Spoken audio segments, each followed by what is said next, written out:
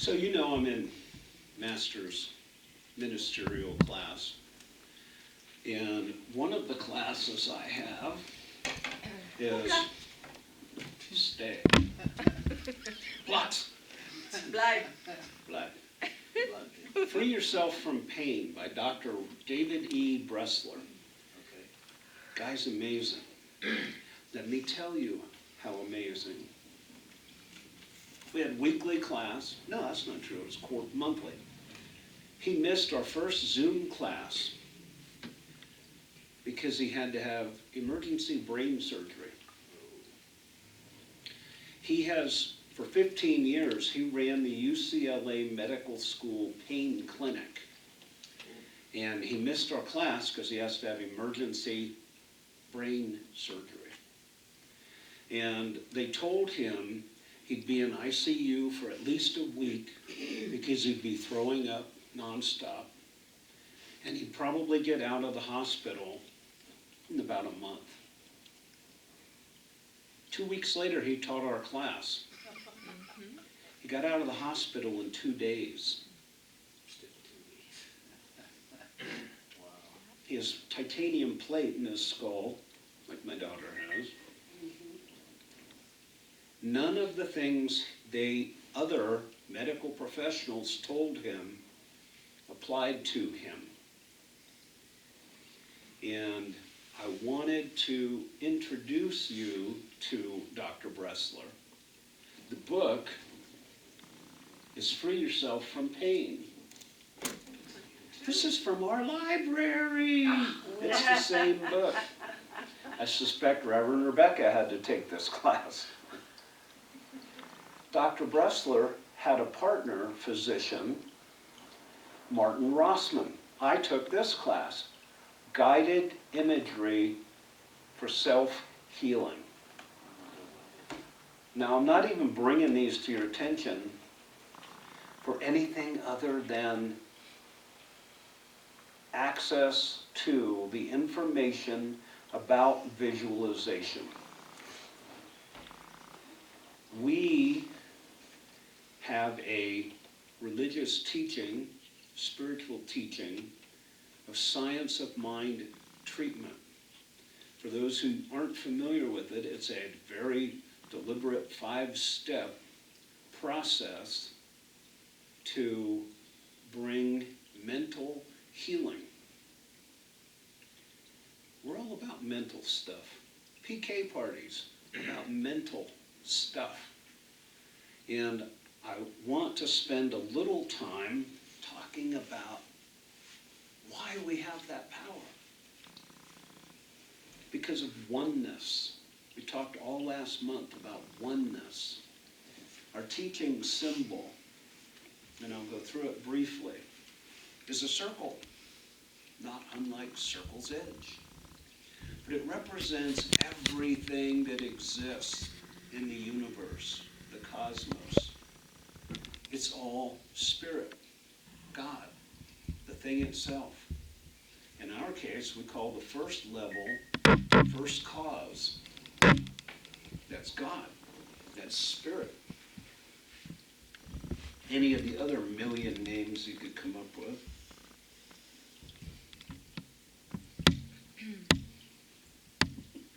Calling God. Yeah. Apparently Bixby's calling me. Will you turn this off? Electronics loves him. But that teaching symbol, if everything in the universe is spirit, do you believe for a moment it's everything in the universe is spirit except me? Except you? Can you understand that you are completely one with everything that is? I mean, we could talk about it from a metaphysical level. We could talk about it from a quantum physics level. It's the same response. Everything is one. Last week I said, a quantum physicist cannot tell where your energy begins and ends versus the chair you're sitting on. It's all energy. It's all consciousness reflecting as matter. What does that matter? It matters. So, there's a divine intelligence. We call it the first cause, the very top. Now the V that comes back down in, what does that represent? Okay, this is on the quiz coming up later. God's energy coming into us. God's energy coming in as us. We call it, last couple weeks, involution. Spirit becomes involved in our lives. It's involution. And everything is energy. At the beginning, before the Big Bang, there was mind. We can't really define it. Even the physicists can't tell you what existed before the Big Bang.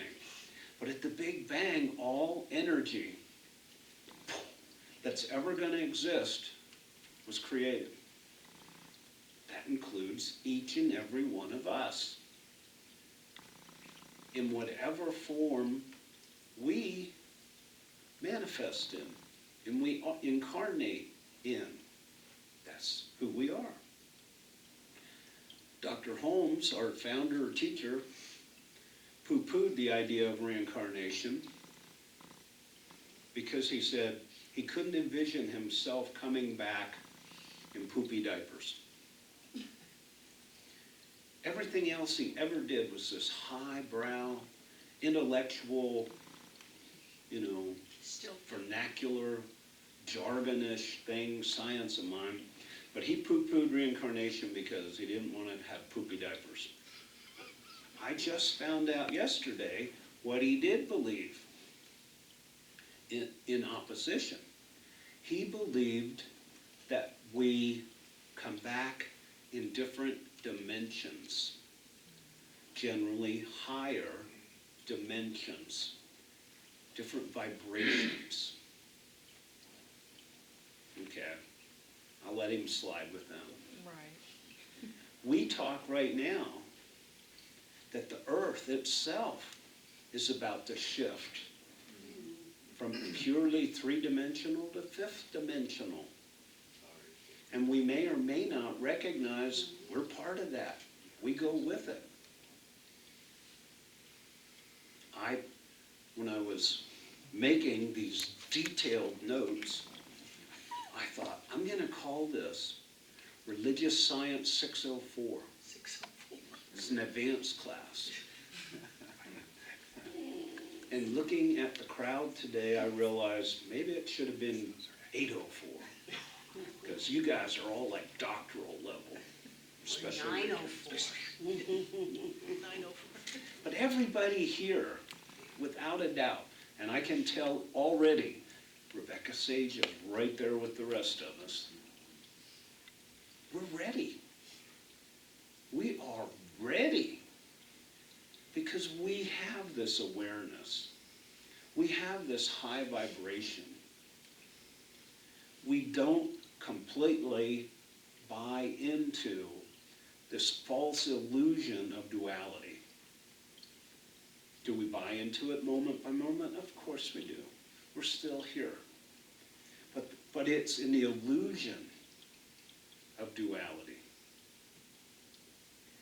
We have powers that we can't begin to understand because we are one with everything that is. Everything. The creative source of everything that's ever existed and will exist is you. You cannot be separated from that oneness. I asked, do you believe for a moment you're the one person in the universe that's separate from God? No, you don't. But do you live that way? Well, that's the challenge for all of us, to live that way. But we have to recognize that divine intelligence exists within each and every one of us. What does that mean? How do we use that?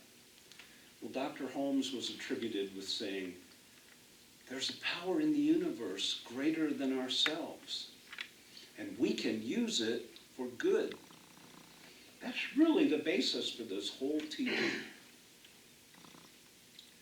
When I struggled as a practitioner to learn how to do science of mind treatments, I thought there's got to be an easier way. And I think there is. Visualization. I was reading, not this thing called Essential Earnest, his book. And he's basically talking a little bit about spiritual mind treatment. And he said, the steps don't matter. It's not the process. It's visualization. And if the steps help you visualize the outcome you want, use them. If you can find a better way, use it. We had a fifth grade kid at CSL in Vegas. And I was a teacher of fifth and sixth graders, and I was teaching them the steps of spiritual mind treatment. And he goes, do I have to do it that way? And I knew enough about these kids that I was like, no, tell me, how would you do it? God is good, that's all there is, and so it is. And it worked for him. That was his visualization, that's all he needed. But we have that power.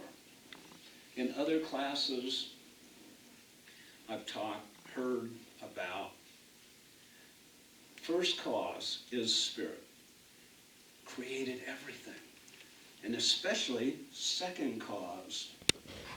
We refer to it as the medium, the garden, where we plant a seed, it grows according to what the seed is that's planted. We can plant all the pineapple seeds in the world and we're still not going to get a pine tree. Or vice versa. You said pineapple. Yeah, Right. right. No matter how many pineapples we plant, we're not getting a pine tree. Exactly. Each grows according to its own nature. We plant the seed in the universal law, the medium. Spirit God gave us free will for a purpose. So it could express itself uniquely, and I know enough about each one of you to know you're unique. But you're individualized, but you're still one with Source. You come in, you express yourself differently. Each incarnation you're here. We had a little meeting yesterday, a couple days ago. Time is like, and we were talking about, it was about suicide. Someone had done a suicide. And I commented, well, we all probably have suicided at one time or another in the past. I believe that. I told Kate this morning, if you've read Reno's trilogy books of characters she's been in her life, she was a horrible dictator in one life, doing atrocious things. And yet it's still Reno, the person we know and love as high conscious spirit. 2 lives ago, I was a paid assassin. I claimed that I killed 58 people, a lot of them for money. I have not killed anybody in this incarnation. Don't expect to start now.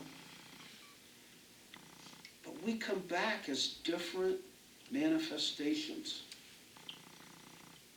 We don't know how to judge those things because we don't have a high enough perspective.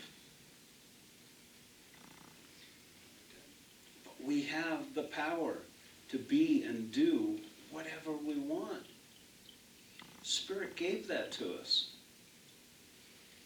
I want you to get that concept. Second cause. Bottom is effect. So you have first cause, second cause, and then effect. And that's where we are.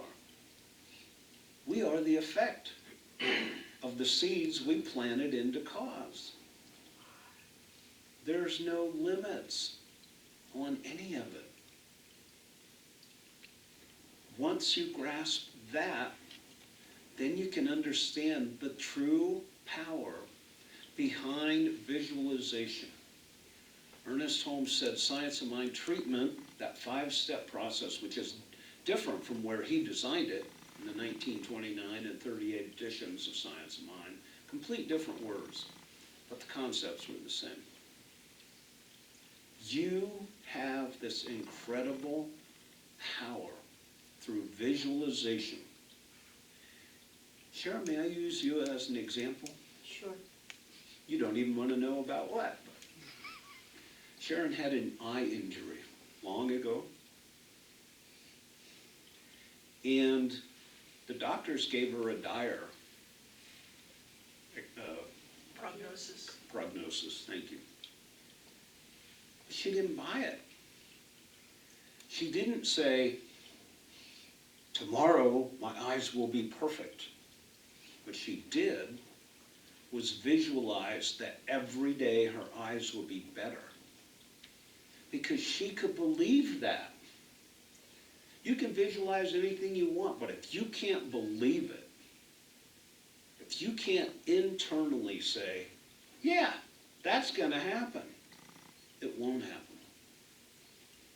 Can you give yourself a prognosis on anything? It'll be better tomorrow.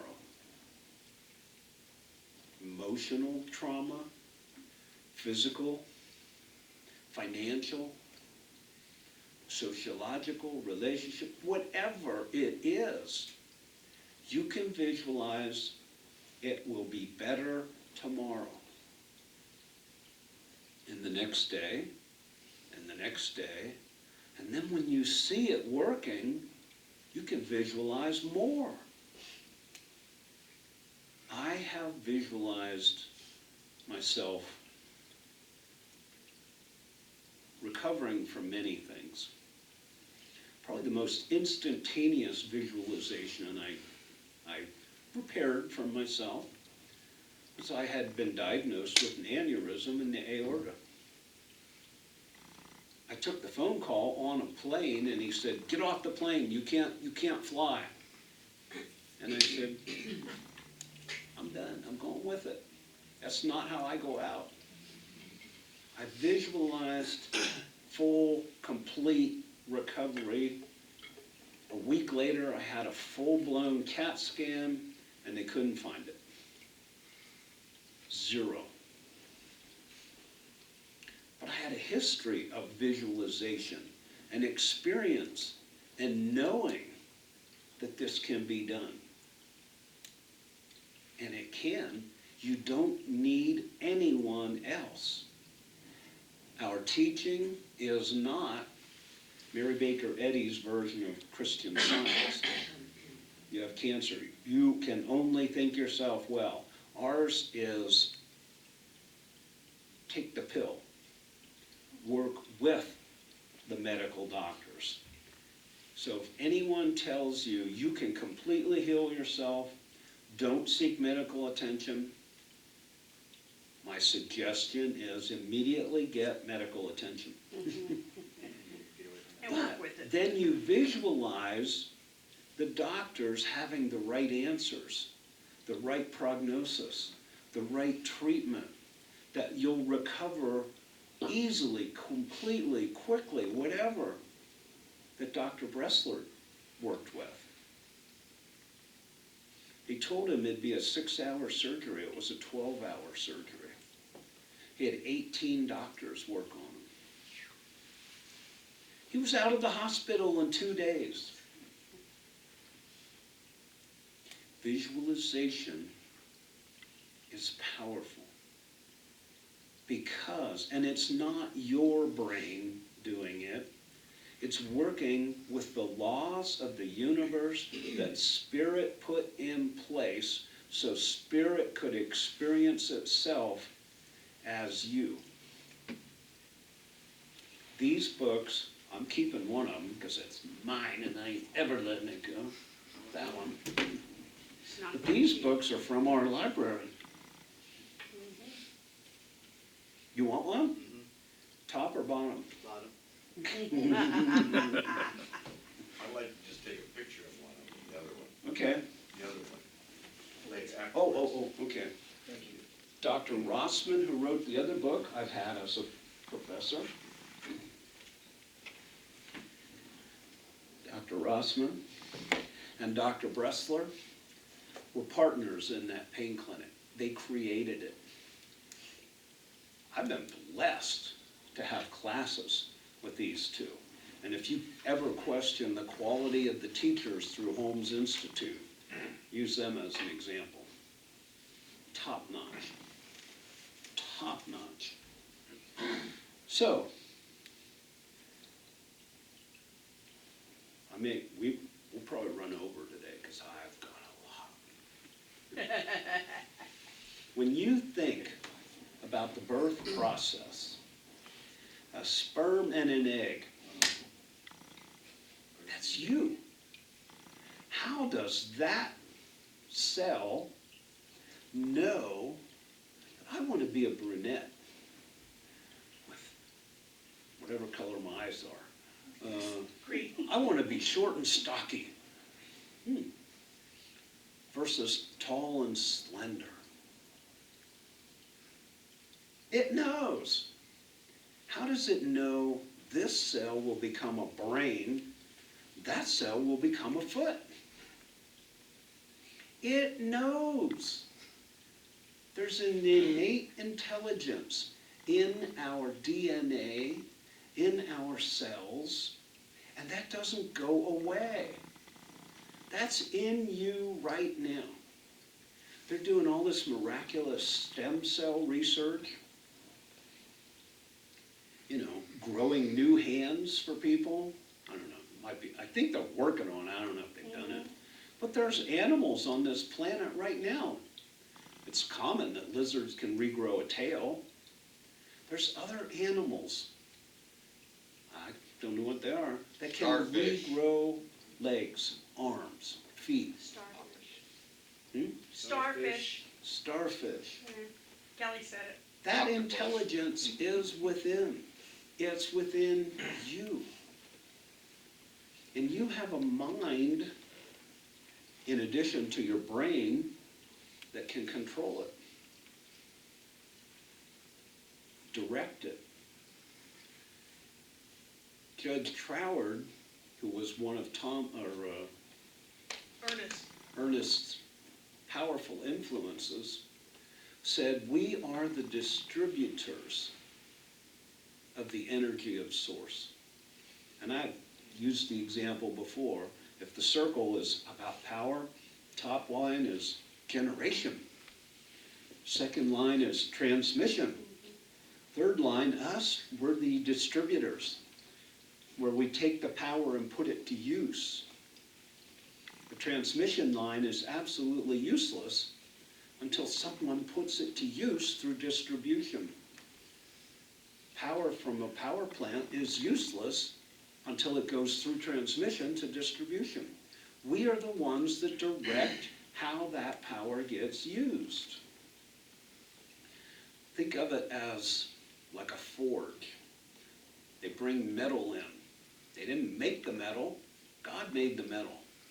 But they melt it, put it into molds, and create what the metal is going to become. And that's what we are. We have the ability to mold energy, to mold matter to whatever desire we believe that we can use. And it's like I used the example, you have to be able to believe it. So when you are visualizing something for yourself, you want to be somewhat specific, but always leave it open to that or something better. But you don't say, I want $1 million tomorrow. Because most of us don't believe that tomorrow we'll get a check in the mail for $1 million. But what we can visualize is increasing abundance, a lifestyle as if we got $1 million. It's not the money, it's what it does for us. That's what we want to visualize. And we visualize ourselves in the process. I want to leave you with a kind of a final thought. Dr. Rossman and Dr. Bressler identified 3 things that live within you.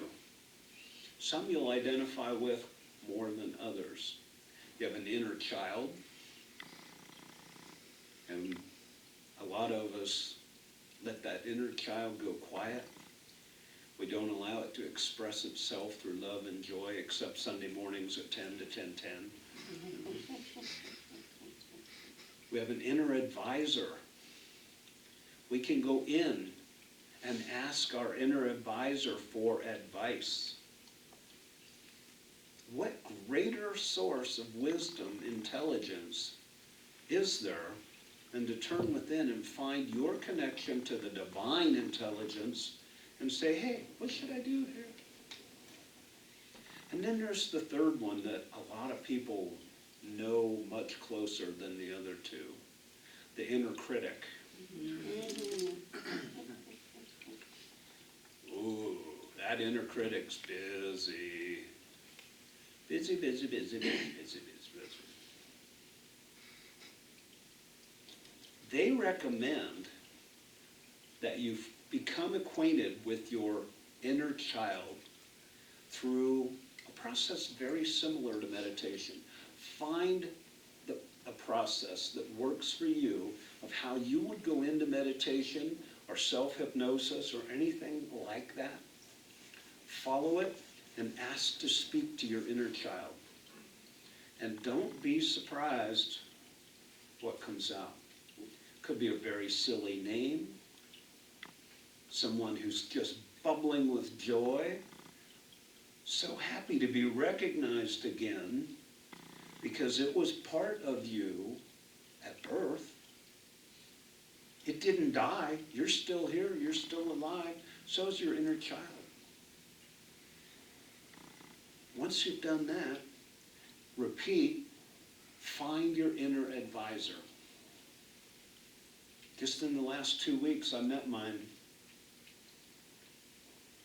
Isaiah is the name he gave me. I don't know where that came from, but he seems to know what he's talking about. I think he had something to do with this chart. Then, when you are comfortable working with your inner advisor, ask him if it's appropriate to meet with your inner critic and invite your inner advisor to participate in that event so it doesn't get out of control. Your inner critic will sound like they know what the hell they're talking about. They don't. You do. But it's still within. It's part of this. And oh, is there an inner child, an inner advisor, an inner critic maybe in that chart? You can look at it however, whatever works for you. There are tons and tons and tons of resources and books on the internet about visualization, the process. But really, it's whatever works for you. But I wanted to convince you, you have the power, you have the connection, you have the resources, your inner child, your inner advisor, your inner critic. Work with them. You can do anything. Namaste. Namaste.